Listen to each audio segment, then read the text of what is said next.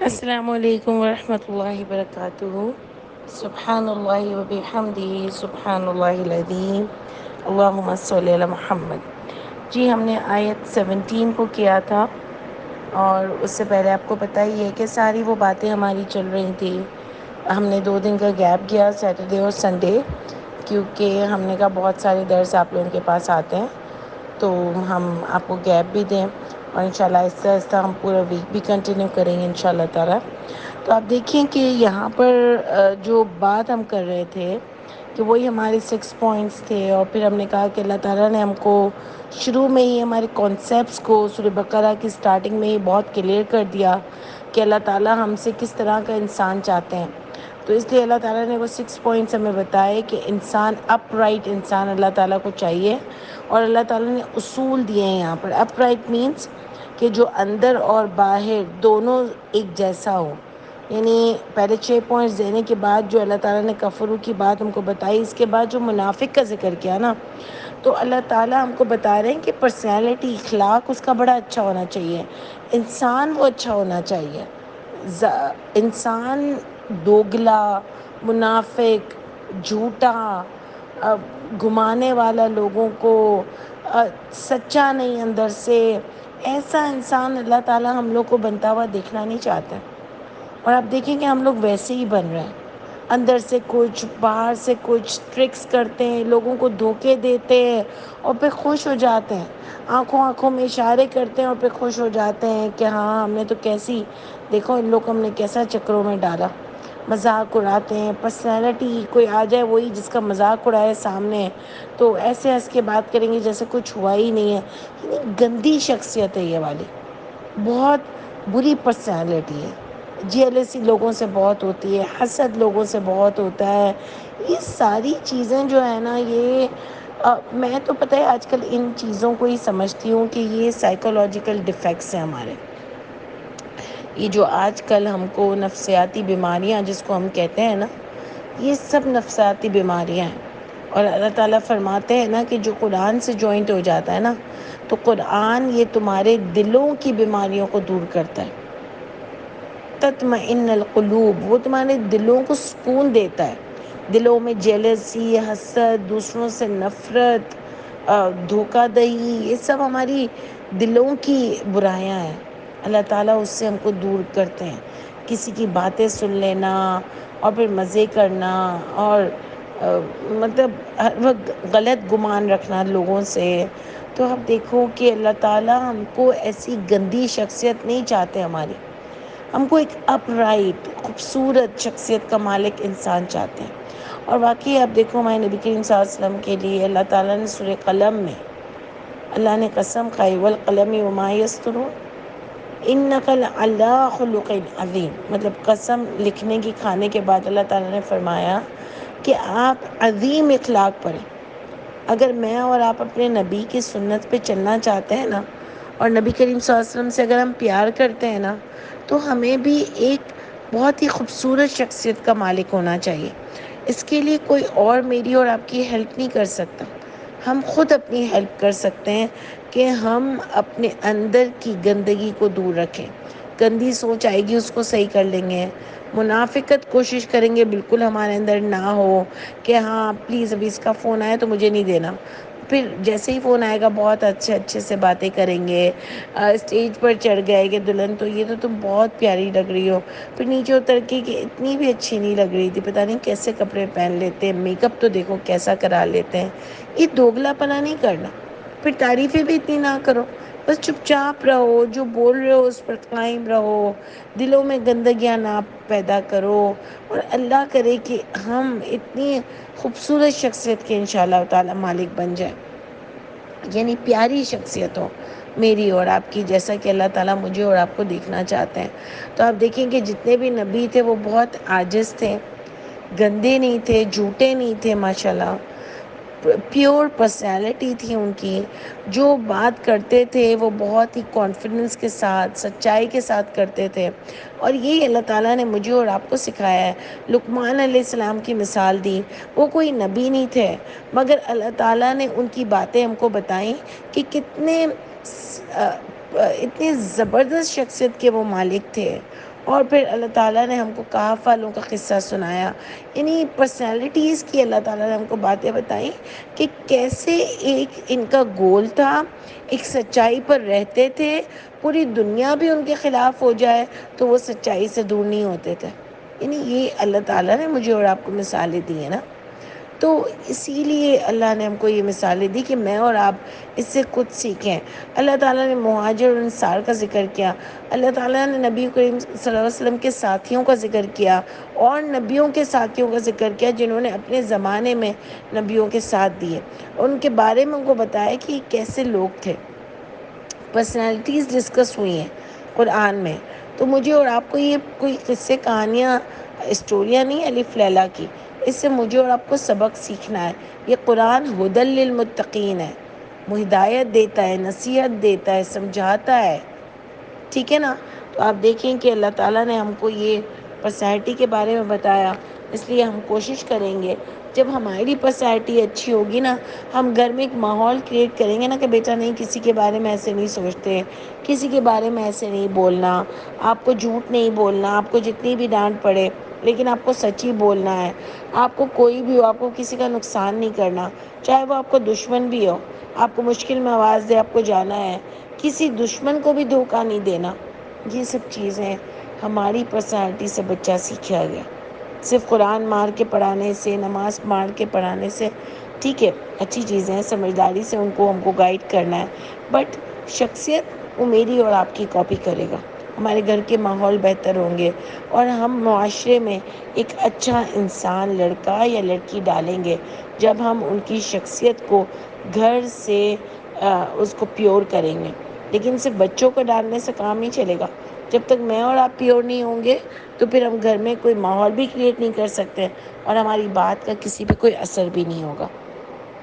تو آپ دیکھیے کہ یہاں پر اللہ تعالیٰ جو مثال دے رہے تھے ہم کو آیت نمبر 17 میں کہ مثلہم کمثل الذی، یعنی مثال ان کی جیسے مثال وہ جو استوقد نارا، جس نے جلائی آگ. یہ آیت ہم نے شاید کی نہیں تھی، غلطی سے ہم نے 15-16 کی تھی نا شاید.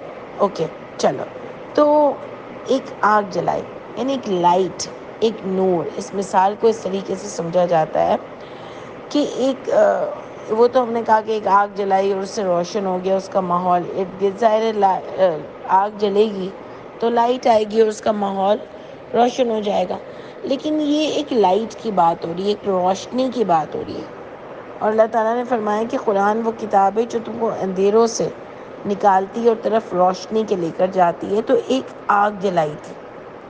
مثال ان کی جیسے مثال اس شخص کی جو جلائی اس نے آگ. ٹھیک ہے، اس نے ایک نور دیا، ایک واضح دلیل دی، ایک کتاب دی، یعنی ایک روشنی دی جس پر تم چل کر اپنا مقام حاصل کر سکتے ہو. فلما، پس جب اضاءت، روشن ہو گیا اس سے، ما حولہ، ماحول اس ایریا کا، یعنی سب کو اس لائٹ کے بارے میں جب پتہ چل گیا. اس پر نوٹس کیجئے گا کہ اوپر منافقوں کی بات ہو رہی تھی، اب اللہ تعالیٰ اس کا ذکر کر رہا ہے. ٹھیک ہے. تو جب اس نے لائٹ جلائی، اس نے ہدایت دی، اس نے لوگوں کو اس لائٹ کے بارے میں بتایا کہ روشنی کیا ہے اور اللہ تعالیٰ نے کیا پیغام دیا ہے. جب اس کا ماحول روشن ہو گیا، ارد گرد جب اس کا روشن ہو گیا، یعنی سب کو پتہ چل گیا کہ یہ چیزیں اللہ تعالیٰ نے اس بک میں لکھی ہیں. ٹھیک ہے. جب سب اس سے اویئر ہو گئے، ذہب اللہ بنورہم، چھین لیا اللہ تعالیٰ نے ان کا نور. تو اللہ تعالیٰ کوئی کسی کے ساتھ ظالم نہیں ہے، اللہ تعالیٰ کوئی کسی کے ساتھ ظلم نہیں کرتے. یہ ایک متشابہ آیت ہے. جیسے اوپر ایک آیت آئی کہ اللہ یستہزئ بہم ویمدہم فی طغیانہم یعمہون، اور اللہ بھی ان کے ساتھ مذاق کرتے ہیں اور وہ چھوڑ دیتے ہیں ان کو طغیانی میں، وہ اندھے ہوئے ہوئے. دیکھیں اللہ تعالیٰ نے ان کو کیوں طغیانی میں ان کی مدد کی، کیونکہ یہ مذاق اڑاتے تھے لوگوں کا، یہ منافقت کرتے تھے، ان کو دین پورا مل چکا تھا، اس کے باوجود بھی یہ نہیں سمجھتے تھے بلکہ الٹا اس کا مذاق اڑاتے تھے. تب اللہ تعالیٰ نے ان کے ساتھ بھی یہ کیا. اور آپ دیکھو یہاں پر بھی اللہ فرما رہے ہیں اس کا ماحول ارد گرد ہو گیا، سب کو سمجھ آ گئی، وہ بات روشن ہو گیا کہ یہ اللہ کی کتاب ہے، اللہ نے اس میں یہ چیزیں ڈالی ہیں.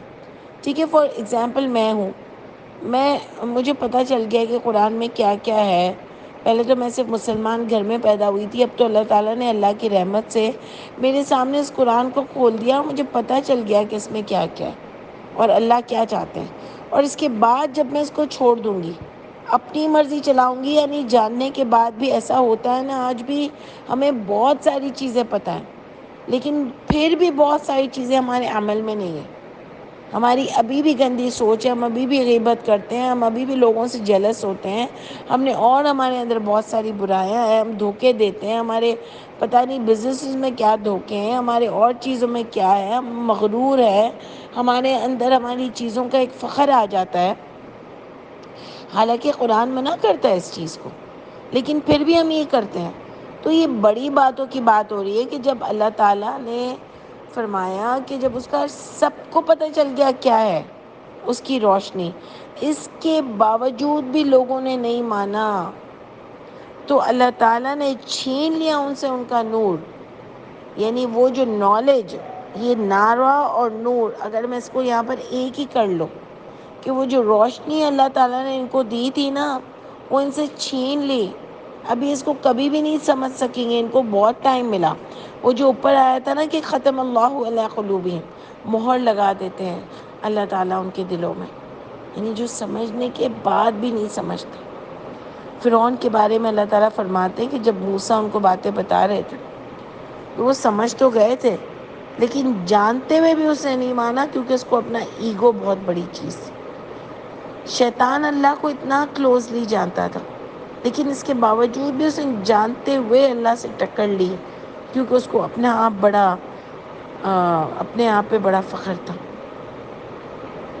تو وہی اللہ تعالیٰ مجھے اور آپ کو یہاں پر بتا رہے ہیں کہ انسان خود اپنے غرور کی وجہ سے اپنے آپ کو برباد کرتا ہے.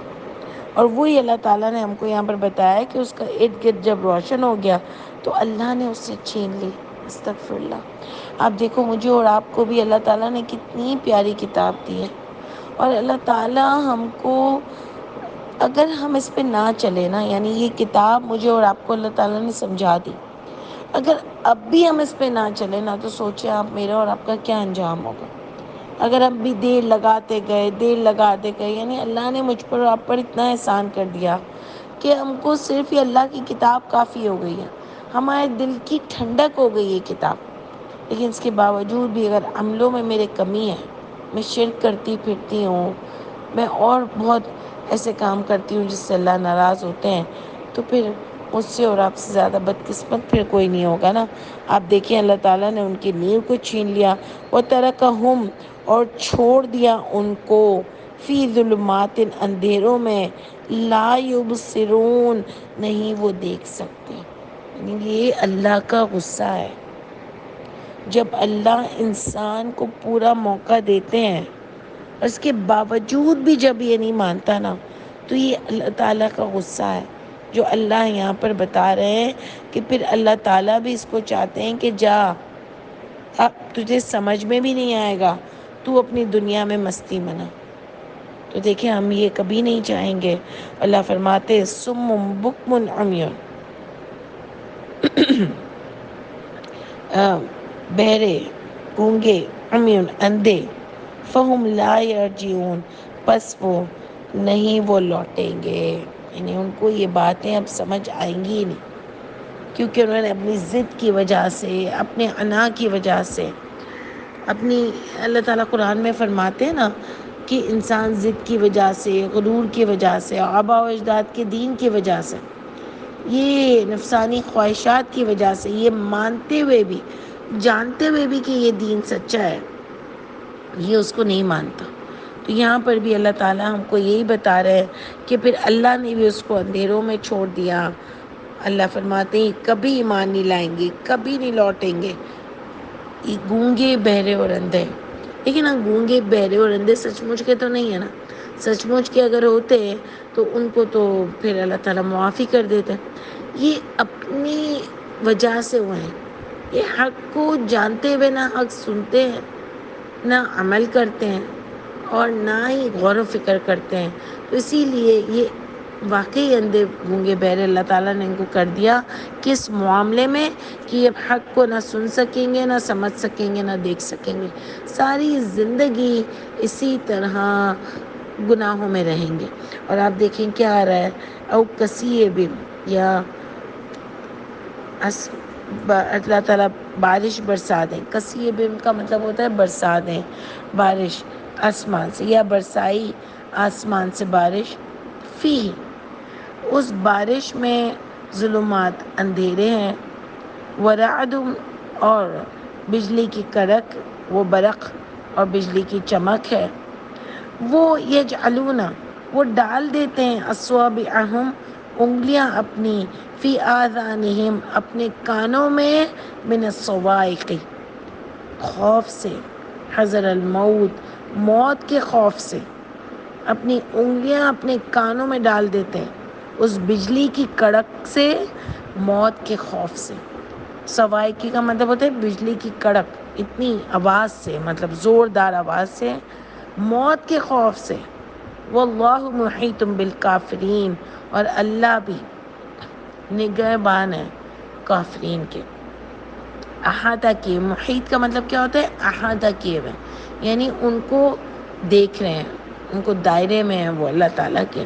تو آپ دیکھیں کہ اللہ تعالیٰ کا بتانے کا مقصد کیا تھا کہ اللہ تعالیٰ نے آسمان سے بارش بھیجی، اس میں روشنی بھی ہے، اس میں بجلی کی کڑک بھی ہے اور بجلی کی چمک بھی ہے. یعنی اس میں ظاہر ہے اللہ تعالیٰ نے جو آسمان سے بارش بھیجی ہے اس پہ سب چیزیں ہیں.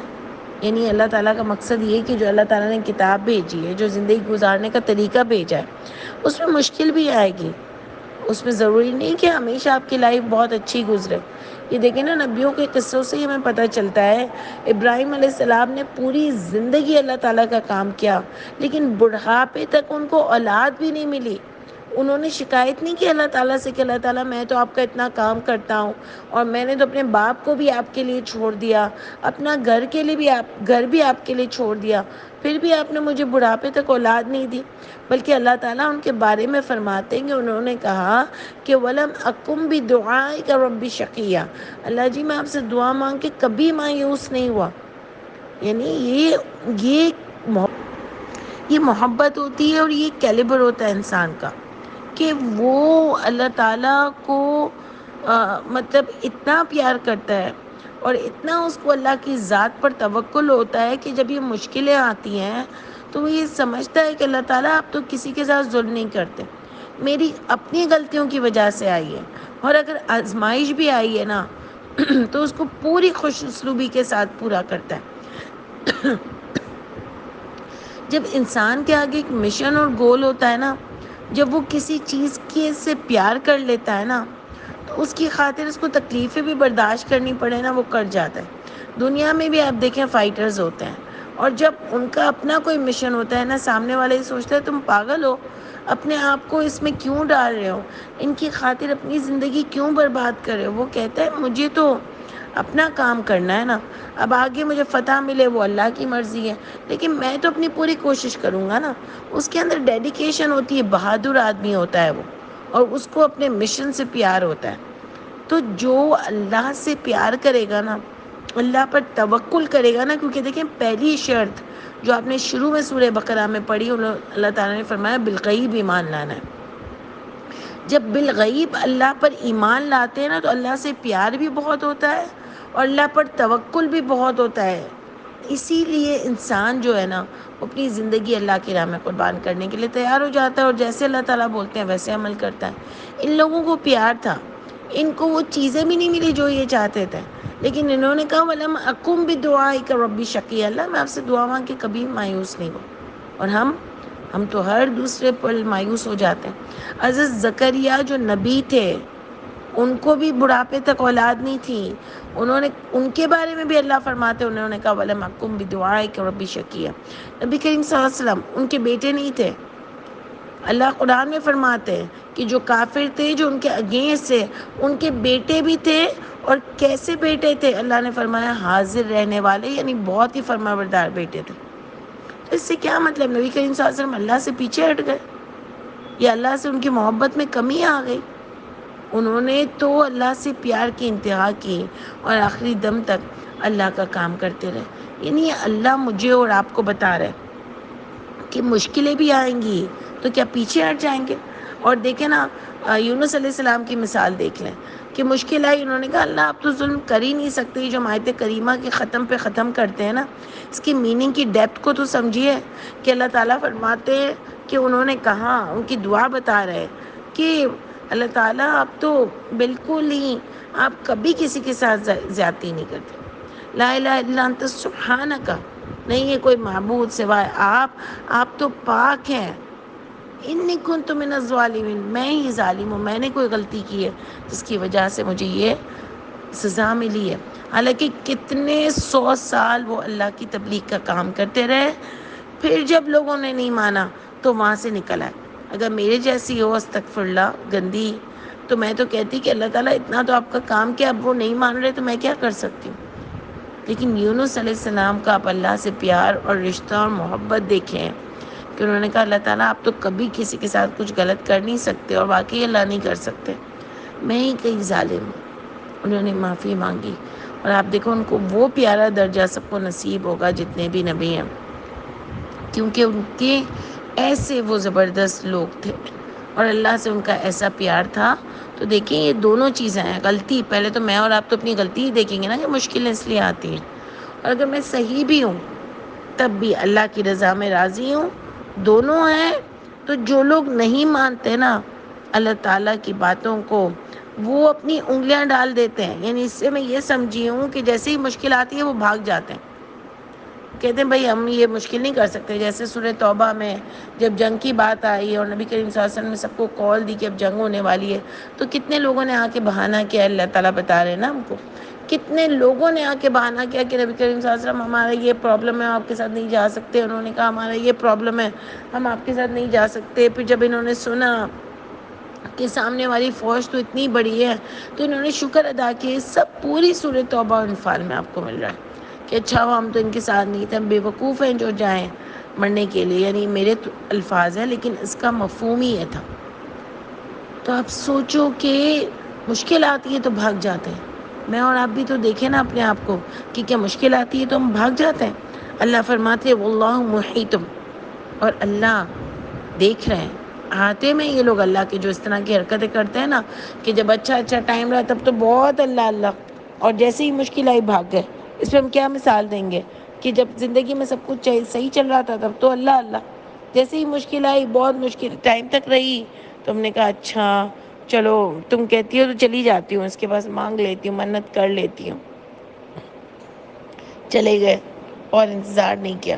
آپ کو دوسرے دن ہی وہ چیز مل گئی، لیکن آپ نے انتظار نہیں کیا، بلکہ آپ نے وہ چیز جو آپ کو ملنے والی تھی آپ نے اللہ کی ناراضگی سے لے لی. یعنی یہ اللہ تعالیٰ ہمارا ضرف دیکھتے ہیں. اللہ تعالیٰ انشاءاللہ میں اور آپ اللہ کرے کہ امتحانوں میں کامیاب رہیں. ہماری غلطیاں جہاں کچھ بھی ہوئی ہو اللہ تعالیٰ ہم کو معاف کر دیں.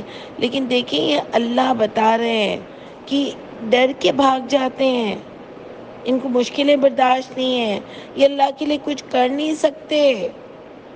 اس نے منع کر رہا ہے، میرا شوہر منع کر رہا ہے یہ نہیں کرو، پردہ نہیں کرو، میرا یہ منع کر رہا ہے یہ نہیں کرو، وہ مجھے چھوڑ دے گا، میں ان کے دعوت میں نہیں جاؤں گی تو یہ ہو جائے گا. لیکن اللہ کی فکر نہیں ہے. اللہ ایسے لوگوں کو کافر بول رہے ہیں. سمجھ آئی؟ جو پیچھے کافر آیا تھا، یعنی انہوں نے اللہ کے وہ 6 پوائنٹس کے اصول توڑے. انہوں نے اللہ پر شک کیا، انہوں نے کتاب پر شک کیا، انہوں نے بن دیکھے اللہ پر ایمان نہیں لائے تھے. ان کے دلوں میں ابھی اللہ نہیں اترے تھے، اور یہ اللہ کے اصولوں پر قائم نہیں رہ سکے.